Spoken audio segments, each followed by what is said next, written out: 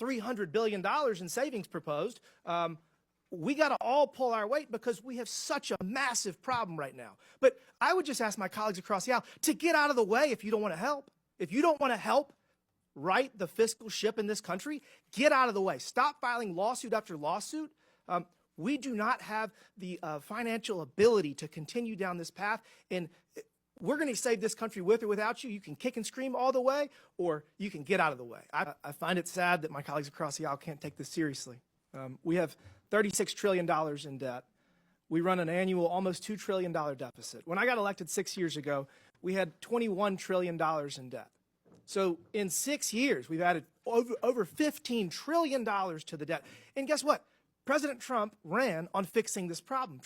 President Trump told the American people he would right the ship financially, and he said during the campaign that Elon Musk was going to be the person to lead this charge. The man that has turned business after business around, he's the richest man on the planet because he succeeds at his endeavors, and that's why President Trump has appointed him the head of this effort.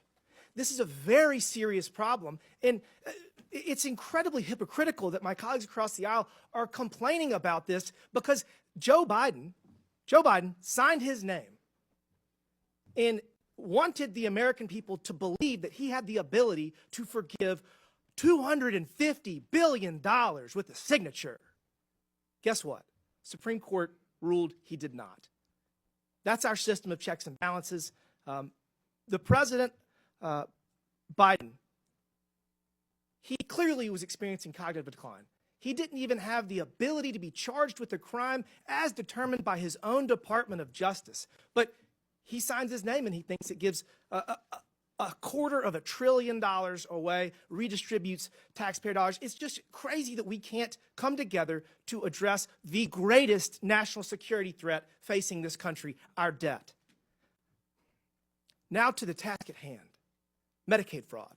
Mr. Talcove, if we implement enhanced identity verification and enhanced income verification, what will happen? How much money will we save?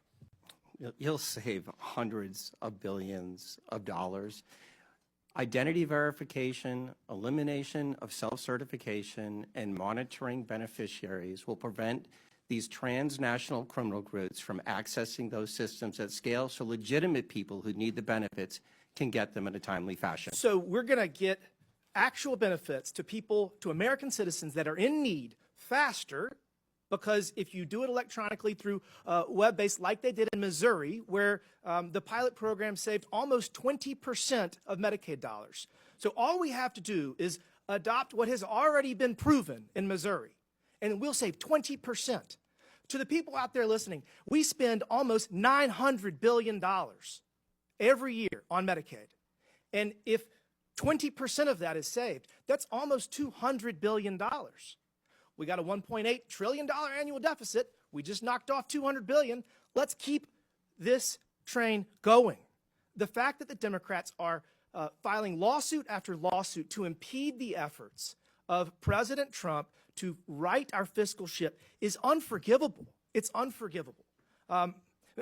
Talcove, you talked about pandemic fraud. I have a bill that would cause the IRS to share data with the Small Business Administration and the FBI and the Department of Justice that would show that you were ineligible for PPP loans and you got them. So I think that would save probably $100 billion. Do you think that we should go back and take money away from people that fraudulently got COVID money? Yeah. During the pandemic, the PPP program was a virtual buffet for fraudsters, and it was because of that 1974 Privacy Act, where data sharing and matching is virtually impossible. Congress needs to change that. But we can do it retroactively. We can do it retroactively. We can find the people that stole this money, hold them accountable, probably get some of the money back. So I already have that bill filed. That bill, I think, would probably get $100 billion. So now we got enhanced identity verification, enhanced income verification that has been proven in Missouri. It does work. So I'm working on that bill. We're going to drop it soon. That's $200 billion. There's a competition in Congress. I think we should have a competition on this committee.